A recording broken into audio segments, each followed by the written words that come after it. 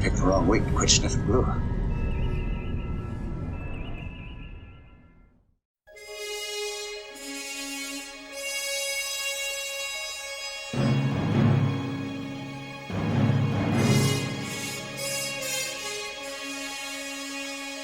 Good morning, everybody. Welcome back to week 2 on the Voyager builds, and welcome to the mess that is.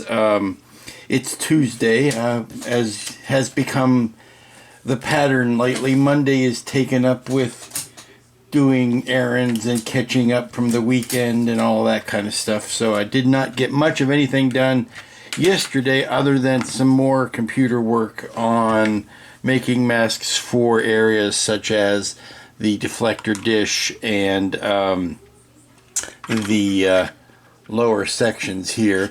Now, today's Tuesday and today's window day, and I can't think of anything more tedious and mind-numbing than putting all these windows on. So I've been kind of stalling. I've been kind of putting it off, even though it's something that I've got to do because I want to get some primer on all of this. And the last step before I can prime these is to put the windows on so that I can flip it over and make the masks that are going to go on the inside to, and those are just going to be squares. That shouldn't be tough, but I need to know how big to make them.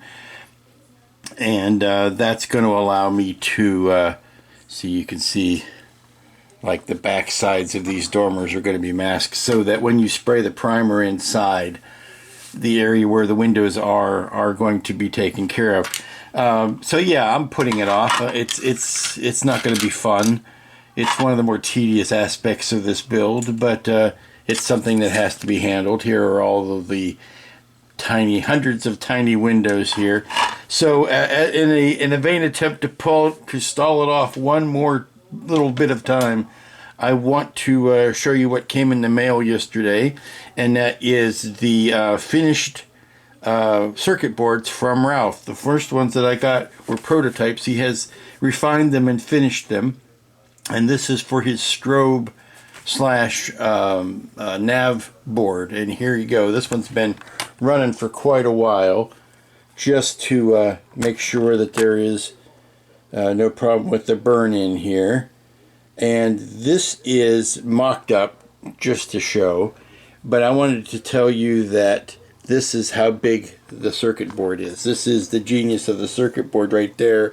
It's about, without putting a ruler on it, I'm going to say it's about 3/4 of an inch square.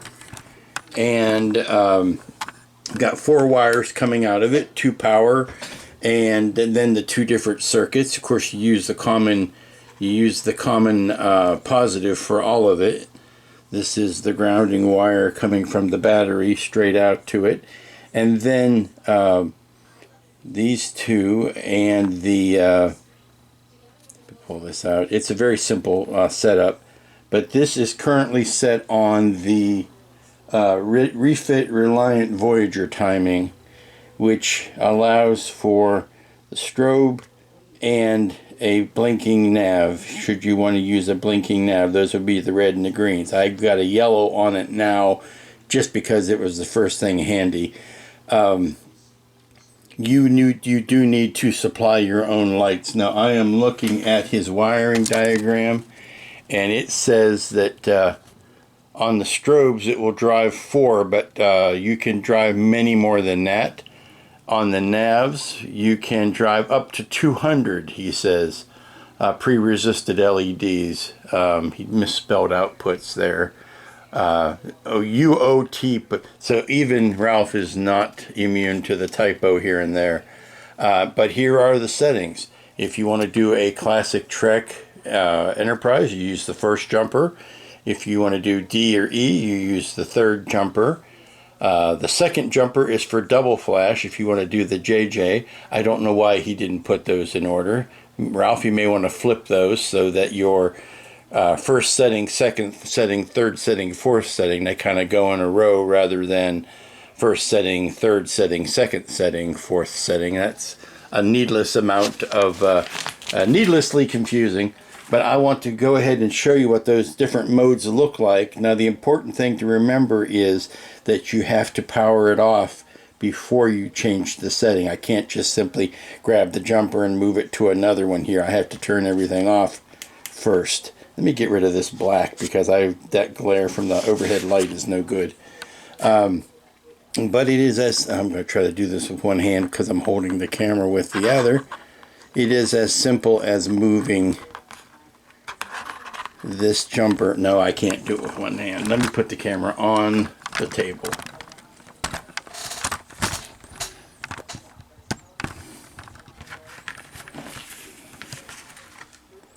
There we go. Make this a little bit easier to see. Okay, so we take the board, we move this little plastic jumper, we cover these two pins with it, cover the first two pins, turn the power back on. You see that first strobe is just going nuts. That strobe very quickly. And then this one is a slower on and off that you can use for running lights. That's the first setting.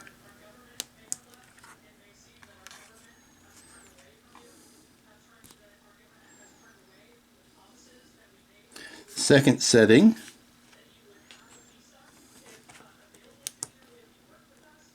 boom, boom, boom, boom, and you can see the running lights, that doesn't change through any of the four settings. That's a good constant blink. It's this guy. That's the guy that's making the change with the jumper. Okay, we'll turn that off.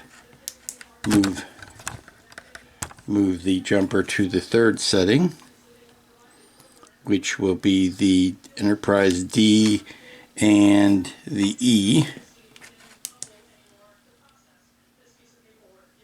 And you can see that timing is slower than the double blink, but it is quicker than I think the original Enterprise blink. But that's the D and the E. Turn that off and do the last one, which is the one I will be using, which is the refit reliant Voyager setting. See, that's a little quicker.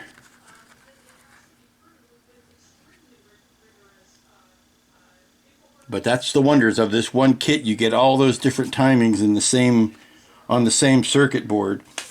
And it's just that easy to change. You've got, now the only thing is, I've told you, you've got to bring your own LEDs and they have to be pre-resisted. This is a 9-volt circuit board, so you need to have 9-volt pre-resisted LEDs to make this work. It says each output will do up to 200 LEDs, so but you have to make sure that they each have their own resistor. The nice thing about this is, I got to tell you, that in all of this, in all of the sweetness and ease of use of it, the fact that that board is 13 bucks, I'm imagining plus shipping, 13 bucks for this board, I will use that all day long. That is a major savings, and it doesn't have to be for a Star Trek kit. If you're making your own scratch kit, or if you want to put beacons on your Millennium Falcon, or if you want to put, Lord knows, you could put that on a Firefly if you're building one. If you're gonna find a kit for a just a flying saucer and you want to put a strobe and a blinking light on it, you could do that. The uses are strictly up to you, but these timings are particularly preset. Now, I was noticing the other day, I was following a school bus and they had a double black, it has a double blinking strobe on the top. If you wanted to use that for a car model or a truck model, you could do that. But this is not a paid promotion. I don't want the YouTube algorithm to flag me as, you know, making a paid promotion. So I will just say it's a dang nifty thing to have, and you can contact Ralph about getting your very own. I think just having that double blink is a neat thing. I'm gonna turn this off and put it back onto the double blink setting, which is number 2. of them. Nice little heartbeat there. And you can power as many of those as you've got pre-wired pre-resisted LEDs. So I would be looking for those on Ralph's site. But 13 bucks, come on, get yourself a fistful of those. Okay, I've stalled as long as I can. I've done everything. I've cleaned the house. I've walked the dog. I achieved world peace. All the stuff that I could do to put off the inevitable. But now it's time to just sit down, get some comfy music on, which is copywritten and therefore won't be on camera, and start putting these windows down on the Voyager. Now you can see I've got the clear part windows done for the front windows, and these will be the same that will get done on the opaque version. And as you can tell by me getting on camera, that is just another way for me to stall the inevitable. So and here I am picking out the surrounding vinyl. So yes, get on with it, as they say in life. I'm sorry, it's in Holy Grail. The chorus of "Get on with it, get on with it, get on with it." So I'm getting on with it. Okay, that wasn't nearly as dire as I was predicting it was going to be, but it wasn't a gaggle of laughs either. But you sit down, you bear to it. You can get this done fairly quickly. Now that took up 3 whole rows of these windows, and this is also where I find out whether I've got enough on the plate or whether I need to add more or subtract more. Here I can clearly, since I've got 9 rows plotted for just this, I can clearly get rid of a few, and that will make the whole deal plot quicker, and it'll still allow for plenty of extras for when they jump up. Now like I said, I've gone through 3 rows, and even as I was doing this, I was getting mutants here and there that I had to toss out and not use because I either cut through them or they pinged off of the X-Acto as I was putting them down. So now that I know how many I need, I can go back and adapt the file. And what we've got is we've got one size that does all of the windows. That's A, that's 1A. 1B is the size for these dormers, and those are the big picture windows. 1C is just this one dormer here that has a smaller window than the rest of these. And that's 1C. Now 1D are the windows up here in the ready room and the conference room. And 1E, let's see, 1E is, that's on the bottom hull, I'm sorry. These are also the 1B. The B's also fit in here as well, and the A's will fit in here. Let me double check to see whether the A's will fit there or whether that needs to be a special size. You know, I think the A's will fit in there just fine. Yeah, I think those A's will fit in there just fine. So that takes care of the different sized ones on the top of the saucer. The bottom of the saucer, there are very few windows at all. There are just these 3 up on the clear part, and then 4 here in these dormers, and that is size, let's see, yeah, B, C, and D. E, F, and G are the bottom of the saucer, and this is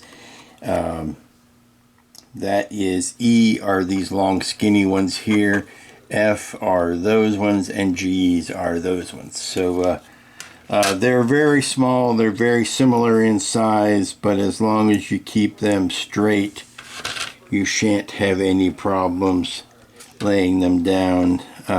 Well, here you go. We have the full top saucer of properly windowed holes. Now we need to flip this over, and I can see through the back.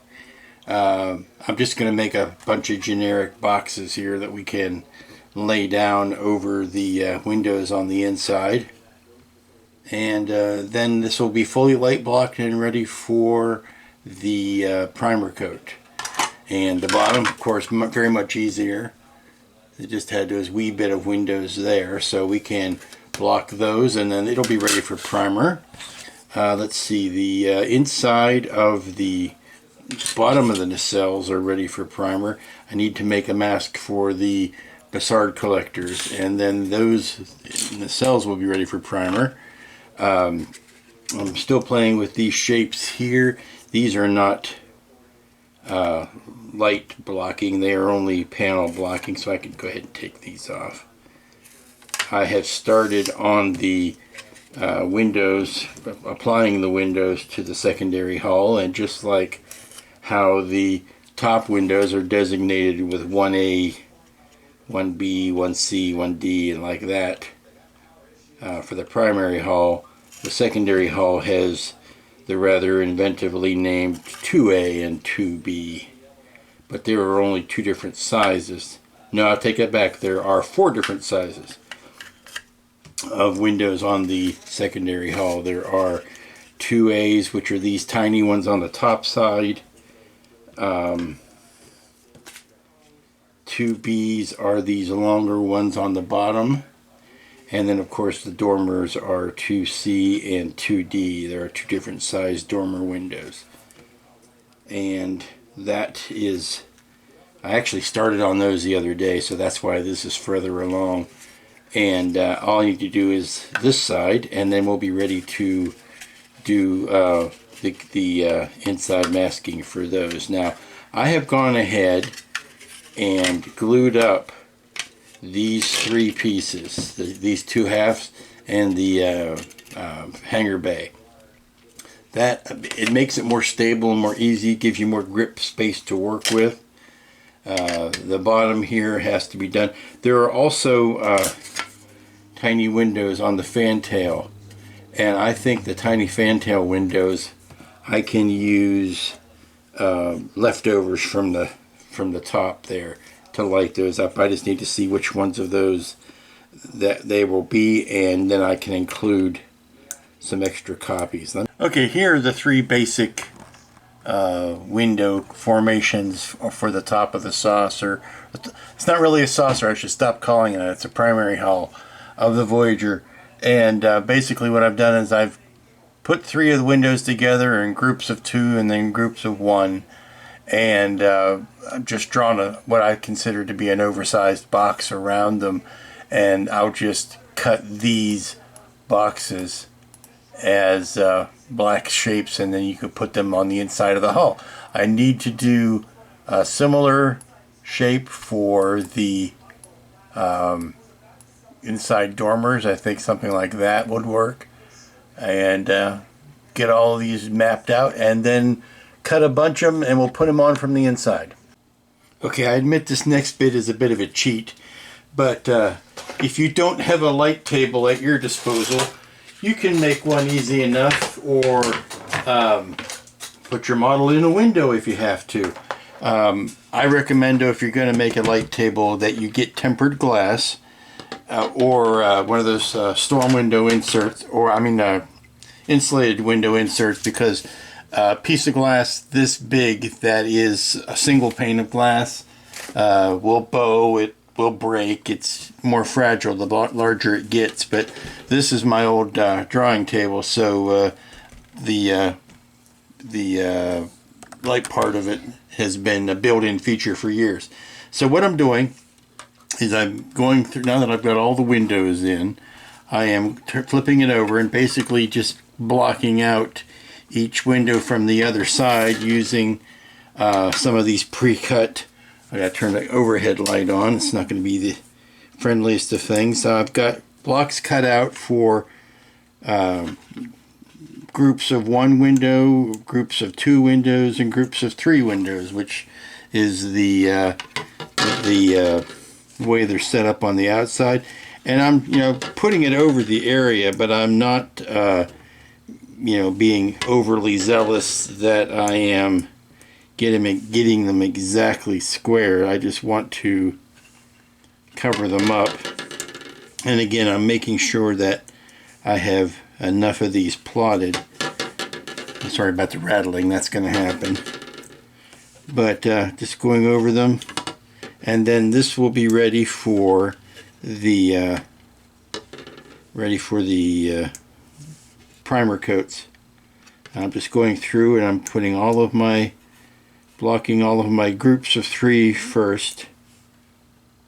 Now some of these you're not going to be able to get to. Either they're very close to the edge, or there's an alignment pin in the way, or something like that. So yeah, do your best, do what you can.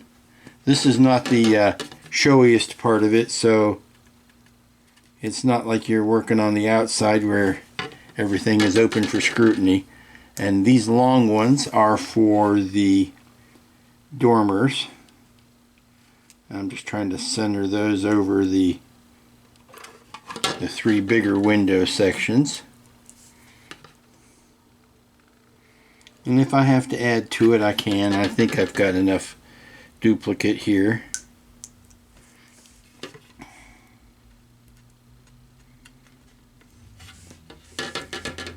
And rather than making you watch me do all of this, I'm just going to. And now the big ones here for the big clear pieces.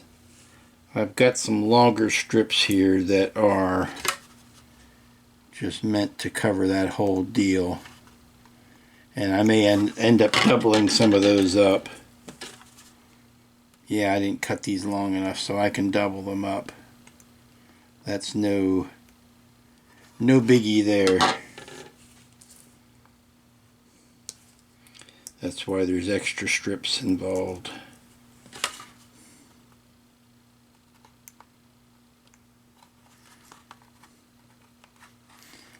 Okay, well, I'm going to continue to do the rest of these on the inside, and then we'll have everything masked inside and out. Well, there's the inside, and I have to say that was remarkably easier than the outside. Didn't take nearly the amount of time. But now the inside and the outside of this is ready for primer. And I'm debating whether I want to attach this spine part. I'll probably not glue it, but I will probably snap fit it in place so that the primer does not get into the holes it's not supposed to. Okay, you are all masked, and I can tell by looking at it this way that the masks are covering. Oops, I missed one. I missed a couple of them, actually. The inside of these dormers. There's a dormer here, and one on the other side, and I'm just grabbing something miscellaneous to put in there. Like I said, they don't have to be exact, but I can shine if I see a glow around all of them, that means, or a dark glow around all of them, that means they're blocked from the back side. So lovely. Slide this one over just a little bit. It wasn't quite in the middle. There we go, great. And there we can see the inside of the secondary hull parts. So all of these windows are now blocked, and I can spray the primer coat on the insides of those, which is what I think I'm going to do tonight, and that will end today's work on a high note. That's a good stopping place. I can do the nacelles as well, because I don't have the clear insert pieces on the Bassard collectors. So I can go ahead and spray the insides of this. I can, ooh, where's that back? Ooh, the back window. That's right. These little tail windows above or actually on the landing deck there, below the shuttlecraft doors. They need a very special, very small blocking, so that's going to go there. And I think I need to have those cut. I don't think I've got anything cut small enough for that. So we're going to finish that, and then the next thing you know, we're going to have primer on this. Okay, so I am ready to put the primer coat on the insides of these parts. I've got them all masked off, ready to go, and let's go do that, and next time you see them, they'll be primed. Alright, so everybody's had a coat of primer on the inside, and it's already doing some light blocking, but not nearly enough, so we're going to have to continue to light block it from the outside as well. Put a nice gray coat on everything, and we'll do successive light coats rather than a bunch of heavy coats, because the detail on this is so fine that I don't want to clog it up with a bunch of heavy primer coats. Righty, the hulls of both Voyagers have been primed inside and out, and that is very much where we're going to leave it for this evening. Of course, it was a lot easier to prime, or to prime the opaque Voyager, because I only had to worry about the areas where the clear inserts go. I'm not lighting those windows, so I didn't have to worry about taping those off or masking them at all. What I'm going to do after I've done painting this is I'm going to go back and use that. I'm going to gloss coat it, but then I'm going to use the fine line panel accent color to paint in each window. So those will be all blacked out that way, except for the clear bits. So that's where we are, and we'll pick this up again tomorrow. Good morning, everybody. Welcome back. It's Wednesday. It's week 2 on the 2 Voyager build, and things are getting confusing. Things are getting confusing because I have sprayed primer on both kits, and now they're both gray, and I've lost track of which parts are blue and which parts are milky white. So these ones I'm going to kind of keep together. These are the ones I have determined to be the milky white color. And what I'm going to do to further differentiate them is I'm going to spray the insides of these with a coating of the white primer, and that'll help bounce the light around, and it'll also help me determine which ones of these are the actual white pieces. So I'm going to take these outside and do that. No more primer on the outside, I don't think. I want to keep the detail crisp and clean, and if you put too many coats of primer on the outside, you run the risk of filling all that detail in. Hopefully you can see the raised areas inside. Those are the masks that I put in for the inside windows. And what I want to do is get these whited and put aside, because I think I want to continue the build only with the blue set. And what that's going to do for me is give me a test bed for making mistakes. I want to work out what I'm going to do, and it's going to be easier to do that on the blue one than it is on the white one. There's just more room for error on the blue one. So let me take these outside, spray them, and bring the blue pieces to the desktop here, and we'll get back to work. Okay, I've got the translucent, or the milky white Voyager is out on the deck. It is drying. It's a windy day, as the remnants of the tropical storm that did so much damage in New Orleans is coming up through the Carolinas today. So it's a bit gusty out. Luckily not rainy, just gusty. And so that the white primer is drying on that. I don't have to worry about white priming the inside of the blue version, because so little of it needs to be lit that what I'm going to do is just make light boxes and put them right behind the window here and right behind the window up here, and then stick a little SMLED cool white in there and be done with it.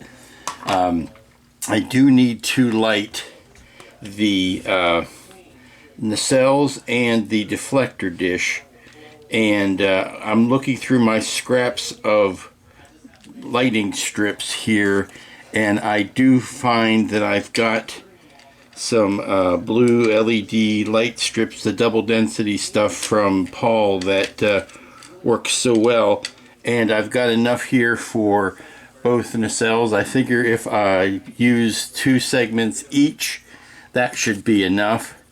And what I'll do is I'll just tape it down to the bottom here, and then let the light shine up. You know, I probably could, while I'm waiting, while I'm figuring this out, I probably could put a spritz of white just in the nacelles themselves. That will bounce that light around a little bit, even though I'm planning on packing it with Fiberfill.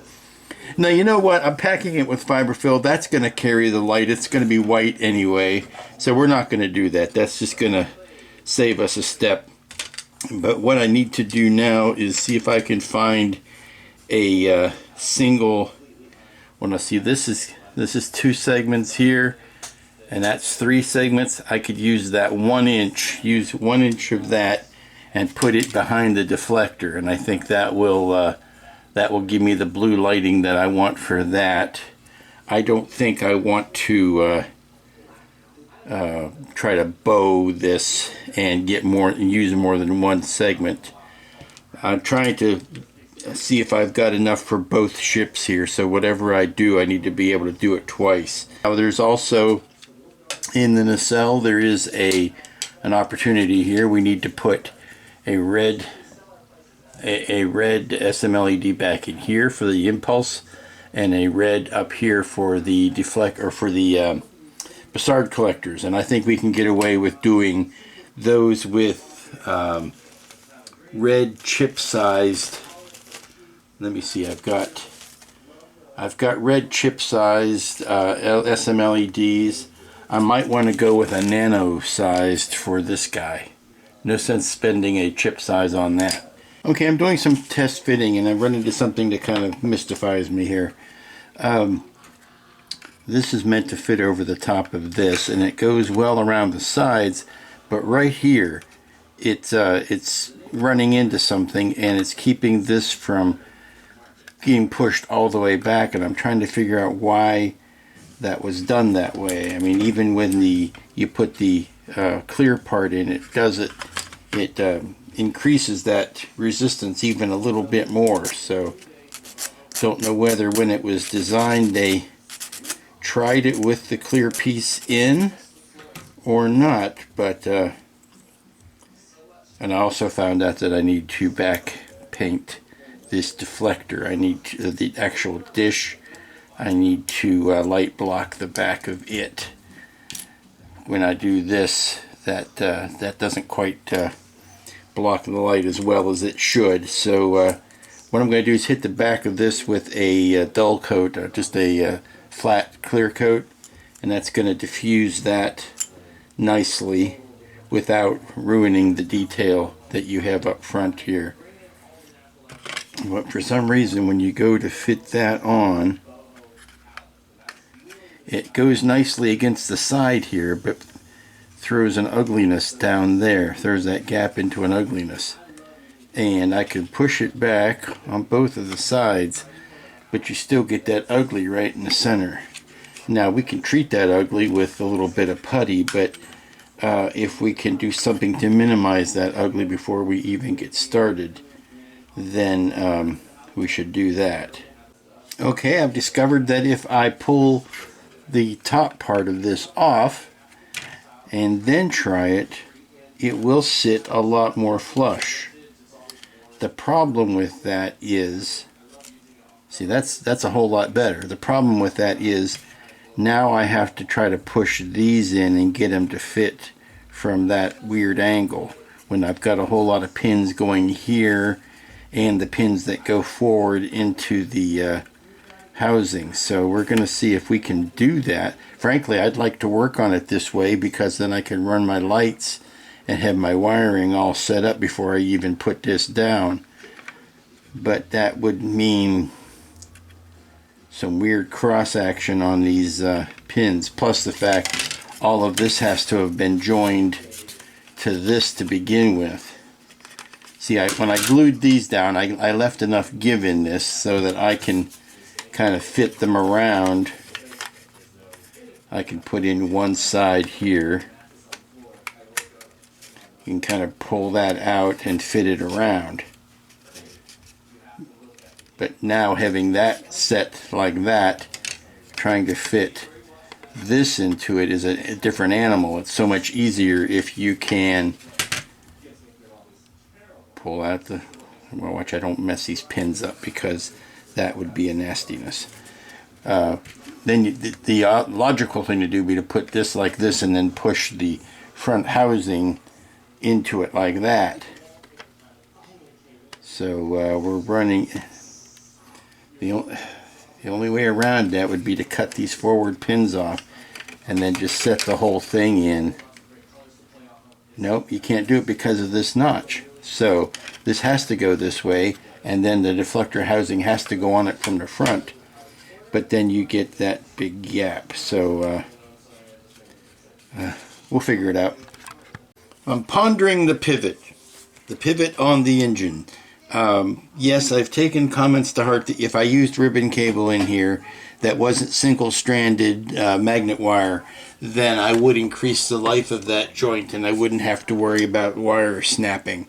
And I am thinking about what all has to go into this engine, because even in this blue engine, or blue Voyager, the engine still will be the same as the white Voyager. We have red lights here, we have a blue light here, we have red on the impulse, and a little bit of red there.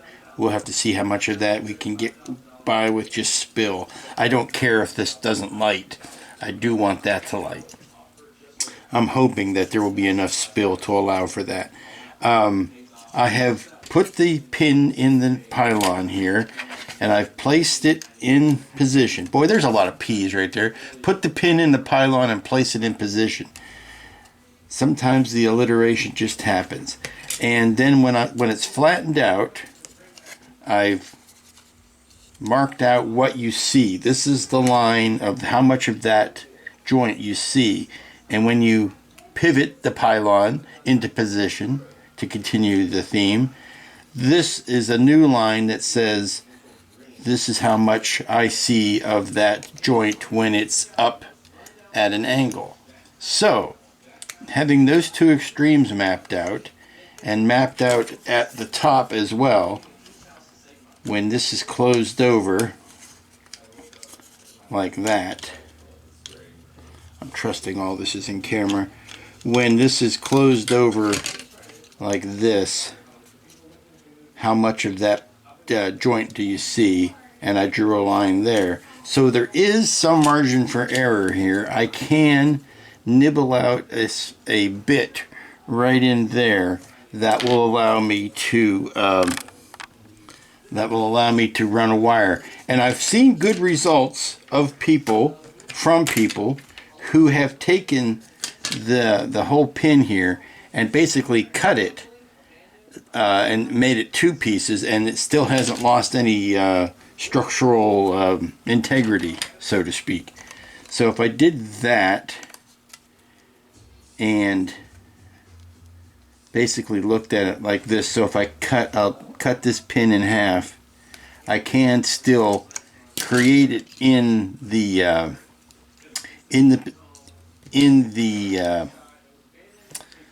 position where it needs to be at the base of the pylon, put it in here, and it's just going to be two pieces instead of one piece.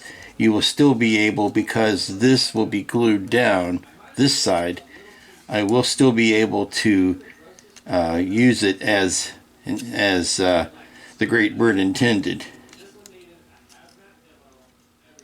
So I think the next step would be, and then of course all you need to do after that is pencil, is cut a bit here and here, and then run your wiring that way. For all of this lighting to take effect, I need 4 leads. I need 2 leads. I can bring it all out to 2 leads, because positive, negative on that, positive, negative on this, positive. I can do all of that joining. See, this is what happens when you prime the parts. You create really tight glue joints here. Pry these apart.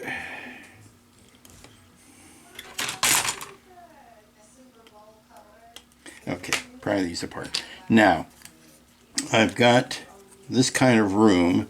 I need to put a blue light in here. I need to put a red light in here, and then a red light in here. Wire it all together and run 2 lines of this ribbon cable, flat ribbon cable, out to there, and through this. I have to get gap here, and then nip the that much area out of those pins. So now that I've talked it all out and I think it's going to work, I need to actually do one and see if it's going to work, and then if it does work, I sing hallelujah and carry that over into the other nacelle, also into the next build. So, alrighty, it took some doing, but I've got my first nacelle wired up. You know, a lot of people, when they're using strip lighting, they only concentrate on what's going on the ends. But you know, every time there's a joint, there's another opportunity to add a wire. So I powered it from the center using the two-stranded wire. One tiny bulb going out to the facade, one tinier bulb going out here that will be folded back up into the impulse engine by use of this fancy little plastic piece. And usually when I'm working with something this small, my hands start to shake and I can only do a certain amount of it before I start going buggy. And I hate to say that I am reaching that point because I'm finally starting to see some results here, but this is the idea. That would go in like that. And then this piece goes on top. Now I've got some light blocking to do right in through here, obviously. And then we want to see how well the blue light is going to shine. But I think we are well on the road to the results I'm looking for. Okay, I think I've got everything nailed down. All I need to do at this point is throw some power at it and see if it's going to cooperate. Let me try to do that with one hand while I'm holding it. Okay, there we go. Tiny red light coming out through there, bigger red light. Now I did have to put that up on a couple blocks of styrene strip to get it up off of the ground there. Also didn't want it to touch the aluminum tape that I've got inside acting as light block. So, I bumped it up a couple of notches. And now we're going to see how it looks with the top put on it. Now, yeah, let me grab some Fiberfill to put in over top of that blue at the same time.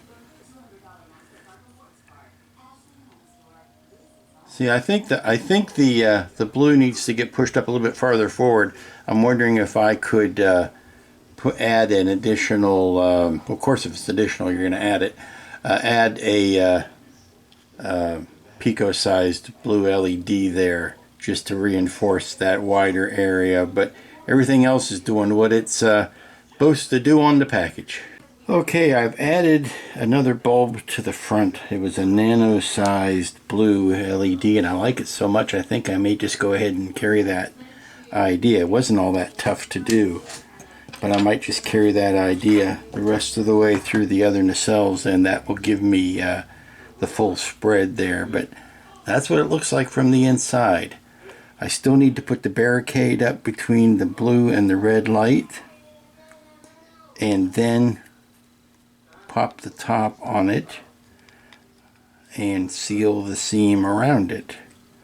Now the fine people at round 2 have made that seam overlap, so if you push it in tight, it should take care of a lot of the light blocking.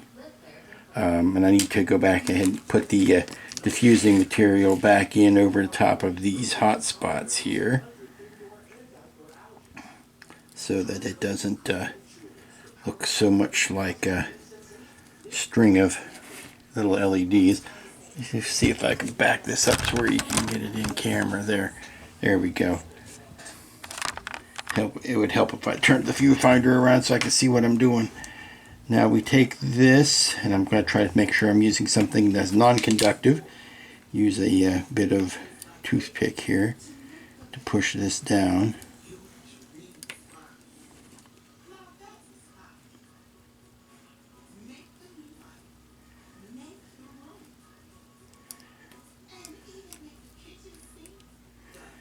just like every time I've ever used Fiberfill, when I am done there will be some stray hairs that need to get cut.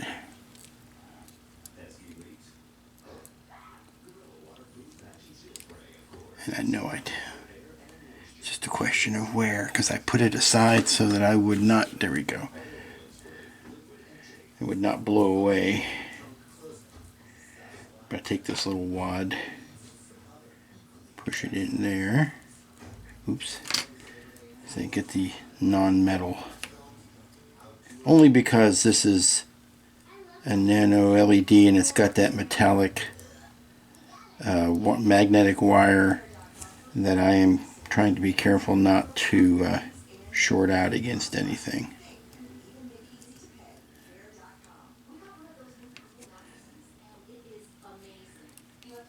Now the last thing to do, once I get this pushed in place, the last thing to do on there, see, there you go, pull it right back out. Last thing to do is to put a little block just to act as a barrier between the purple and the red lights, or the blue and the red lights, to stop that the purpleization. And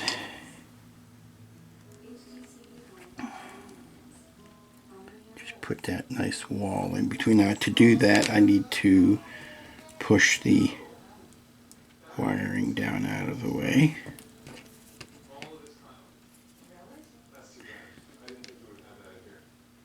I think I need to trim that a bit, make it a little bit of an angle.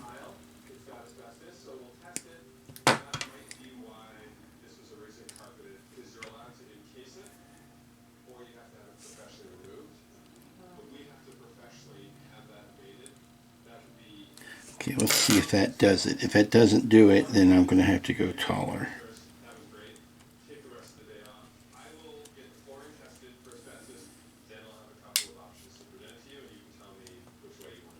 That looks like it's going to make the nice separation between those two. So we will maybe make that a little taller and then glue it in place.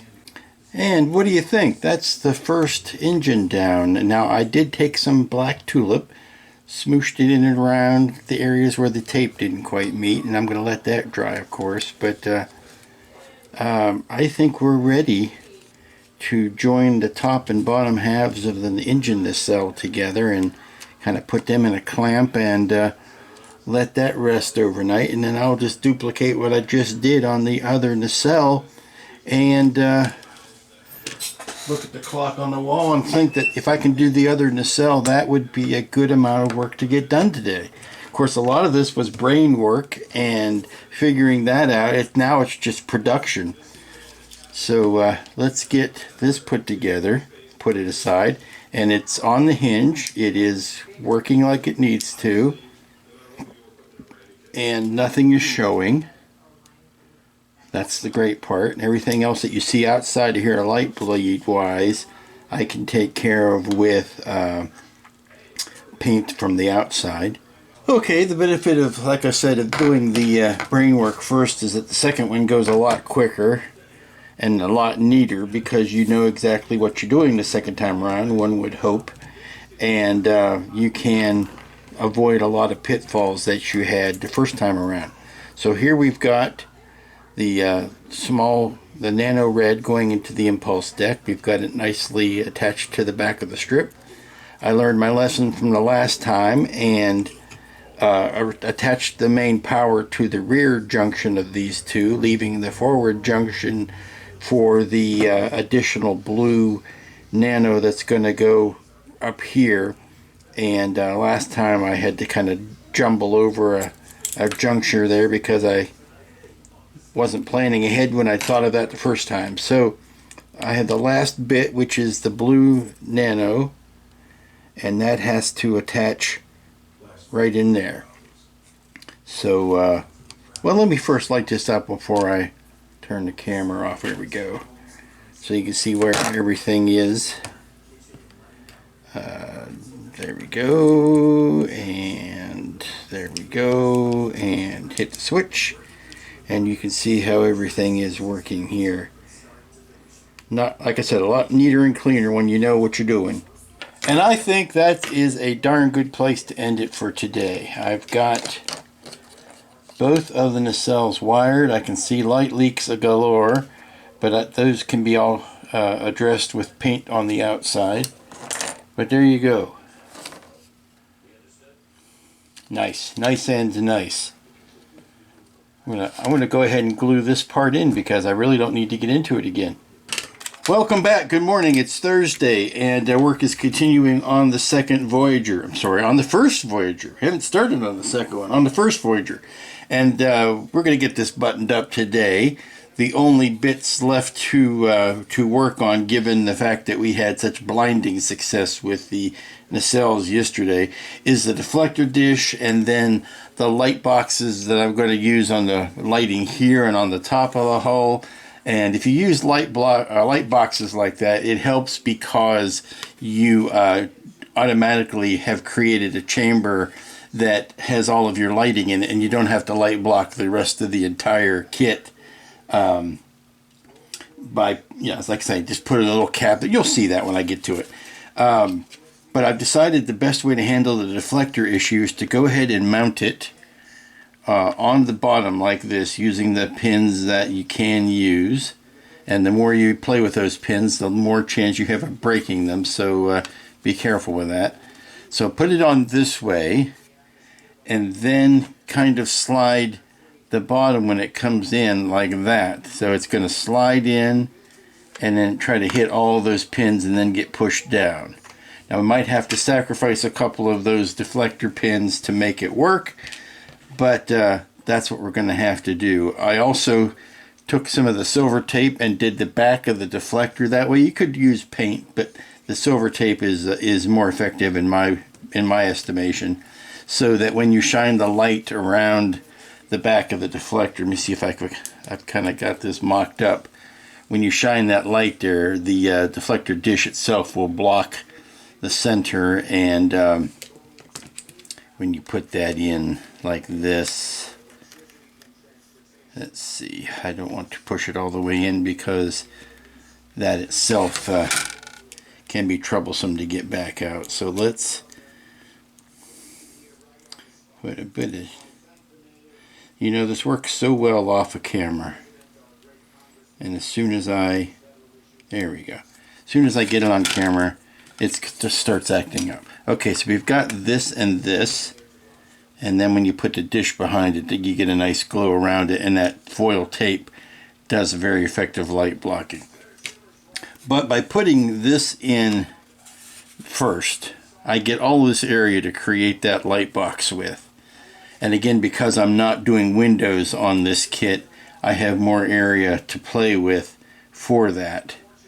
It's going to be more restrictive when time comes to put the windows in. Actually, no. I'm looking at this and I am pondering, because I'm looking at it and I can put a wall right in here between these first two supports, and there are no windows on either side of that. So, yes. Yay, wonderful. Let's go do that, and I'll come back and show you how I did it.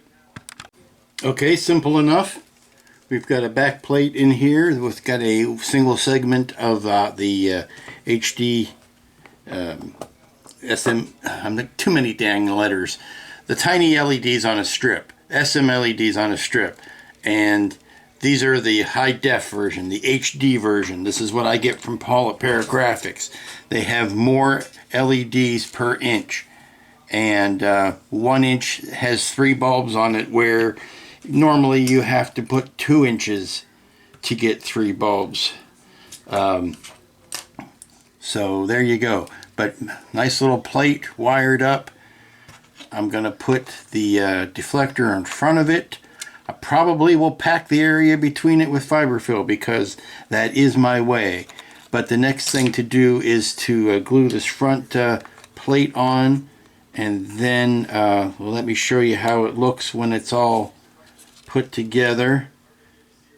Let's see, put a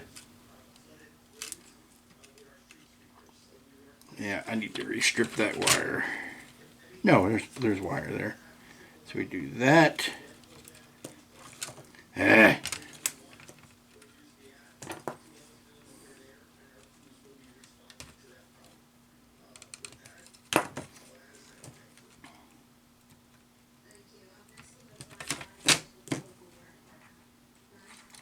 There.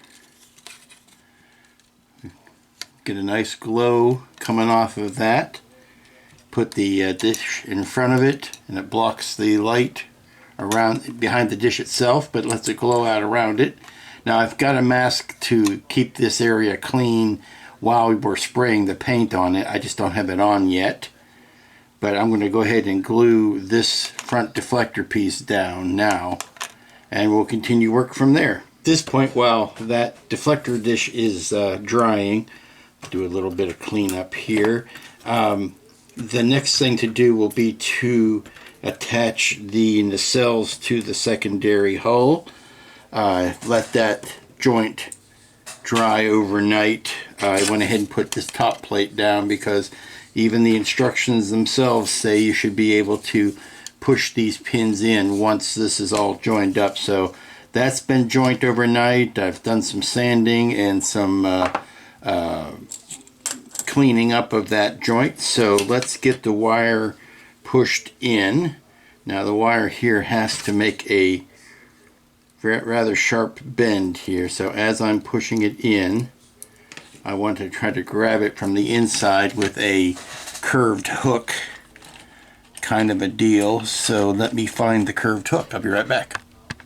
Okay, the first one went in just fine, so I'm going to put the second one on film, but basically I've just fished that wire in through here, and then it's pulled out, and these pins are doing what they are advertised as doing. They fit right in that joint. We can put the engines at the two, and then there's a little subtle locking click. You can kind of feel it, that when that's up in the right position it stays. That's up there. We have both engines. We have no visible wiring when they're on their upward position. I'm still two minds about the feet, whether I'm going to keep the feet in this one or not. I still think it's just overly awkward, but what the heck, they provide the feet, so I might want to use the feet. But these are in, and they are ready for the junction wiring. I'm going to do the light boxes now for this and for this, and then we should be able to join up that construction. I think they were pretty smart in how they did this here. Now we've got a big old hole right here. This would be the next piece that goes down. You feed all of your junction wiring up through here. I've got to put the two boxes together. That gets joined. And then you still have this, when the time this goes on, it's going to go in something like this, where you feed that back lip underneath there and push that down. You still get the access to the post, pretty much. At least you'll get a wire that you can feed down through and out the metal post and to the base. So yeah, pretty smart on their end there. Okay, the wiring is starting to get interesting at this point. I've got the wiring going out and down through where the post is going to come up through the ship. I've got this bit of wire that I'm calling a jumper that is going to go up into the primary saucer, primary hull, and it's going to join the two that I get ready to do there, because I am to the point now where this is the joint I need to make. And once I get this joint done, I can't get back in here. So this is going to be fished up through so that I can do all of this joining work up here. Makes it a lot cleaner, easier, and neater to do. So really at this point, I'm to the stage where I can put the Fiberfill in here and lube up these joints with the 10X or the MEK, which is what I use, and join these parts together. Okay, I've stuffed that cavity with fiberfill, and there really is nothing better to diffuse the LED, particularly when you're forced to put it a little closer to the source or to the opening than you really want. And as I've said, I've got a deflector dish that will go in front of that to do the blocking around that. But I really like how that looks. Really simple effect to get. Okay, so now we are to the point where we've got a major bit of construction happening. And it only can be done once, so it's best to be carefully planned out and thought out and noodled out before you do it, because you only got really one shot at this. These pins are kind of delicate. You don't want to overstress them by taking them off and putting them on a bunch of times. Just noticing a little booger there that needs to get sanded. And again, the larger, once you start getting into the final big construction, you're going to find yourself easier. These smaller parts are easier to handle once they have been joined to their larger brethren. So I need to put a bead of the MEK along this edge, along in here, along in there. I'm going to put it in the pins because once I've got the pins in place, I could always come back and do a little capillary action in the seams. So we're going to do the pins first. And I'm saying this, I'm psyching myself up for this. So as I'm saying it to you, I'm also saying it to me so that I can have it clear in my mind as to what's going to happen. Because like I said, it only happens once. Feed those wires up through that hole. Okay. Now, I've got to put the MEK into the slots where those pins go. Push it all in at once. Pop it down. Yeah, okay. Enough of that. Let's just do it. Well, it is together. Took a little bit of muscle work, but it is together. Still ended up with that bad seam here, and I'm going to get out the Tamiya putty and put a little bit of plastic putty in that joint, but everything else seems to have gone together pretty nicely, pretty easily. So we're going to join up these wires and tuck them back down in when all is said and done. We got this wire running out, which is going to go down the tube that comes with the kit and the rod, and then into the base.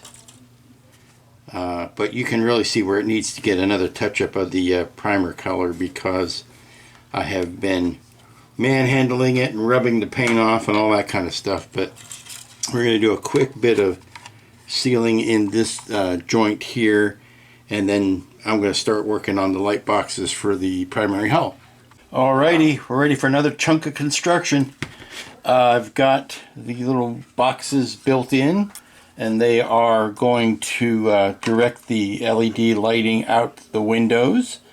I've got them on the top and the bottom. Now, you might think you might be tempted to put the big old splash light that shines out on the hull here, and that might be something I try on the more elaborate version, the clear version, but I can't do it here. And you can't do the old mask it from the inside and let the old Raytheon effect, the old just mask off and don't put any light blocking in here, because there's a big old honkin' 1 that is underneath this box right here, but it's the part number, and if you let it shine through there, you're going to see a 1 reversed back in there. It would have been so much nicer if that was a flat featureless area, but it's not, and it's not a case where it's raised and you could sand it off. It's very much indented, much like the 2 is there. You see that big old 2 there? Well, there's a big old 1 part number right in here, and it would be right in the middle of the area that you're trying to let shine through, so you can't do that there. Where I'm at now, I am ready to attach the top of the primary hull to the bottom, just like this. It's kind of one of those deals where it has to go in at an angle and then sit down over these pegs. I can go ahead and slop a bunch of MEK over all of these. It's got that weird slope to the hull though, where I might be able to put a clamp here. I may be able to put a clamp there, but I can't clamp the sides because it's just going to slide right off. I'll try, but we'll see how well that's going to work. And then again, like I did on the secondary hull, I can go in and use the capillary action around the edge. The fact that it's so well designed means that there is an overlap. These seams actually overlap each other, which is great because it's an extra level of light blocking. So I'm going to put some MEK on here, attach the hull down, and my goal is to get this, I'm going to put some more primer on. My goal is to get this ready to be painted by the end of this week, which is tomorrow. So we should be well underway, and I can probably even start on the second Voyager tomorrow, being that I want to get these both to the stage where they're ready to paint, and then paint them both at the same time. Since I'll be using a lot of the same colors and certainly the same masks on them, I want to be able to streamline that process. So nothing to it now but to go ahead and get this top hull down.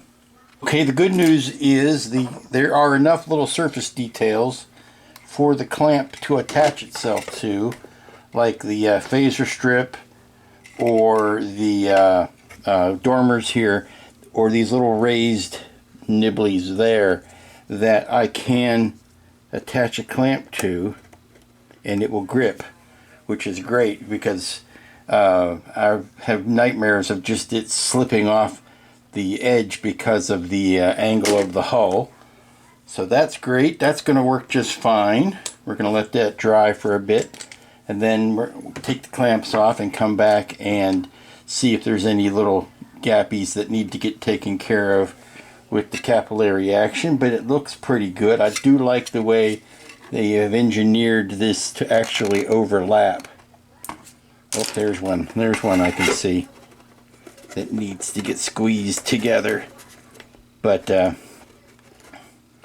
yeah, this is going to go fine. Now there's a big gap here, but that's taken care of with the spine piece.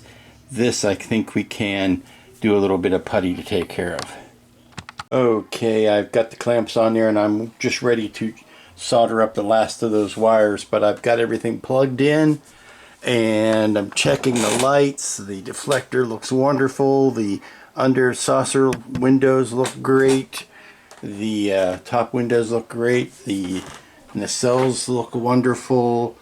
The impulse engines look great. So I think that's a unmitigated success for the lighting for this version. It's not the elaborate lighting version, but that's going to work just fine. And then once these are soldered up, I can coil them up and tuck them back down inside the spine piece, and then add this last bit down, and it will be completely buttoned up. And all I'll need to do is wire in a switch and a power jack. Well, good morning, everybody. It's Friday. It's the last work day of the week, and we are very close to buttoning up this first blue Voyager. The last piece to go on is the spine piece, and I'm going to keep this pin, and I'm going to keep this pin, but I'm going to cut out the other ones, or at least what I think is actually better to do is just to widen the holes here, because I want this thing to fit down nice and loosely so that I can just glue it down and hold it in place. The thing about this being designed as a snap fit kit kind of means that it's meant to be held tightly. The pieces are meant to go together very tightly, but if you're using glue, that's irrelevant. So I am enlarging these holes so that this will just fit down in it nicely, and then I can put the generous amount of the glue around it and it will be good to go. The reason I want to glue this last piece down and not use magnets on it or anything to hold it in place, which you certainly could do. You could put a magnet in the base here and put a magnet up there and hold this whole piece down in magnets. And that might be something to think about when I'm doing the lit version. But because the wiring on this is so simple that it really doesn't need to be opened up once I'm done, I can go ahead and glue that down and then hit the whole thing with the primer. I don't want to leave it on the stand though, because I don't want the stand to get dirty. So plus I still need to do all the painting on the underside. And I haven't really decided about the feet. I think I might put the feet in. This is good. The stand is good for when you're holding it up and working on it. But since I still have painting to do, I'm not going to go ahead and wire in the base, the power jack, and the switch to it just yet. So let's get this last piece in and glued down, and get it primed. And then we will see how much of the second ship we can get done today, at least get started. I just have a couple helping hands here holding the spine piece in place. We'll let that dry for a bit, and perhaps when I come back from lunch it'll be time for the priming. And another check with the lights on, just making sure nothing has gone awry. Looking good. We'll be back shortly. Back from lunch. Going to get ready to spray this with a primer. I need to mask the clear parts of the nacelles that are going to stay clear. I'm also going to cover up the deflector dish, which needs to stay clear. These windows, top and bottom, still have their original masks on them, and that's the only ones I need to worry about. There are other clear parts, but I'm not lighting up behind them anyway, so no sense worrying about that. Okay, while the first Voyager is out on the deck on a glorious day outside, it is absolutely beautiful. It is drying from the primer coat that I've covered the ship with. I am starting to do the investigations on the clear or the milky white Voyager and trying to make some important determinations. First of all, that's a strip of the high density easy LEDs again. I get these from Paul Paragraphics, but I wanted to see how good the light block was doing. There is a coat of, well, a couple of heavy coats really, of gray and then white on the inside, and just one coat of gray on the outside. So 3 coats all told, and it's doing a pretty decent job of light blocking.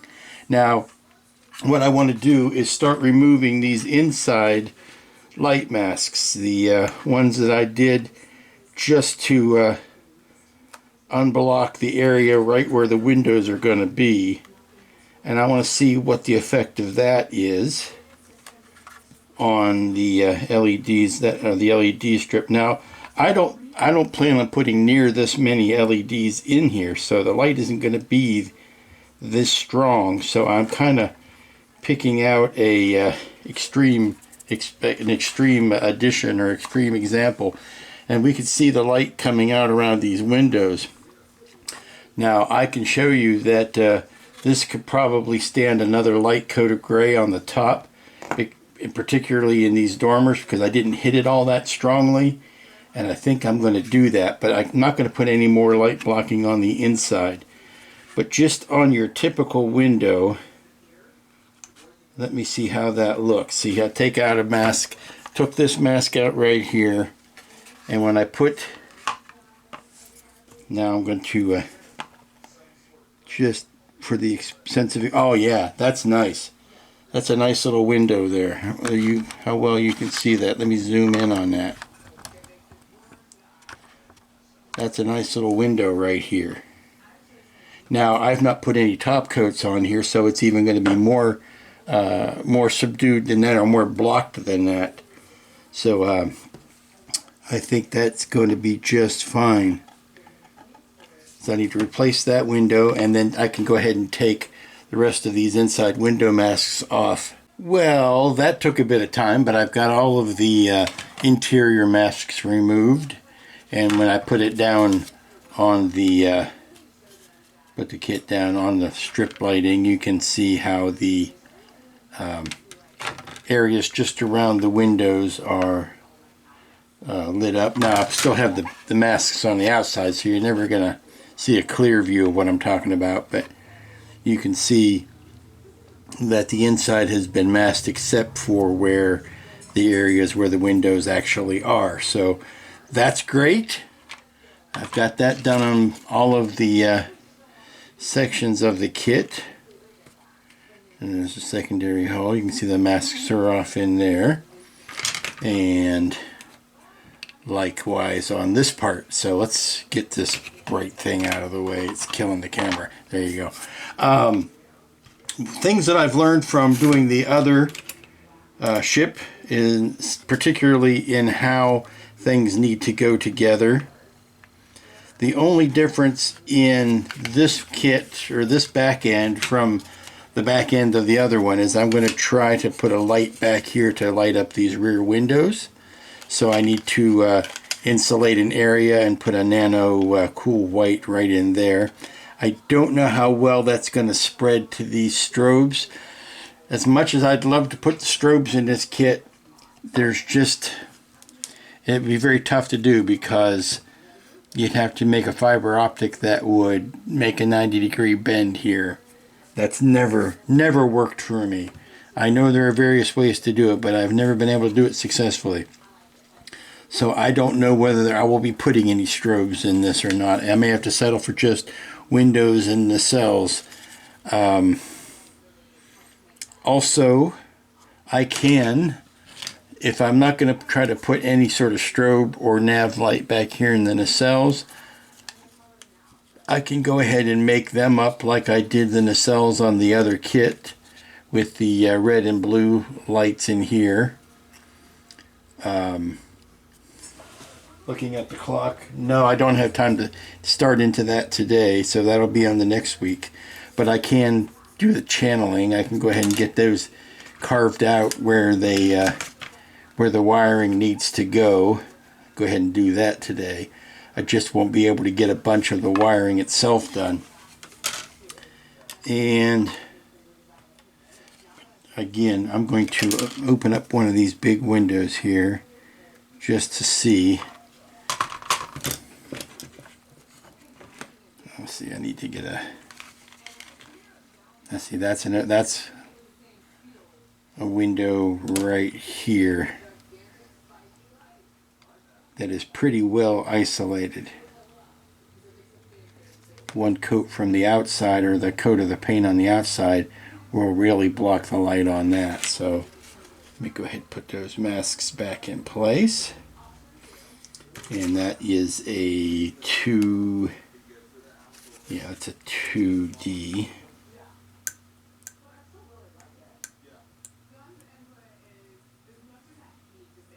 Come on. Come off the sheet. There you go.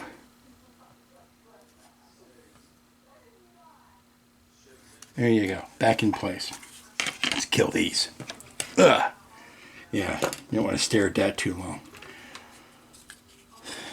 There is a strobe here that I might could make work. I'll have to look at some video to see where exactly the strobes are on this ship. But that's what she looks like with all the masks removed from the inside. Okay, I just did the last bit of work on this today, and I was putting in the landing gear plugs because I'm not going to use this dopey little landing gear. I mean, kudos for round 2 for including them, but I think they're stubby and undersized and a gimmick anyway, so I'm not using them. And I have to tell you that I think, because I have tried them both ways, it recommends putting the 22s in the back and the 21s in the front. Sorry. It recommends putting 21 in the front and 22 in the back. I think they work better if you reverse that and you put the 22s in the front and the 21s in the back. I think they fit the contours better. So take that, your mileage may vary, but take it as you will. And here's where we're going to close it up for the week. We've got a good coat of primer on the basic blue Voyager that has no fancy window lighting in it. I would light it back up for you, but I've got all of the clear parts masked, so it wouldn't do you any good anyway. So next week we should be getting the other one ready for lighting, and more than likely we will start painting. Because like I said, and I've said it before, I'll say it again, the first one is always the toughest because that's when you're pondering all the things, and then you get a routine and you get a procedure down, and the next one goes quite a bit quicker. That's going to bring us to the end of Voyager week 2 on the 2 Voyager build. It's going along pretty quickly. I'm not rushing. I'm not skimping on anything, but I'm not, trying to set a land speed record or anything. Second one is well underway. First one is ready for paint. And it's going to be one of those things that once I figure out the right formulation for the paint colors, I'll go ahead and paint both of them at the same time. That's why I'm waiting. I want this one to catch up. But next week we're going to be building light boxes for the windows and lighting up the nacelles, and then putting the whole thing together and see what it spells. So until then, y'all be good to each other. Enjoy these last weeks of summer. It was actually very cool out this morning. I love this time of year, particularly when I'm not working anymore, because so until then, be good to each other. Enjoy and get outside and play, and we'll see you here next time.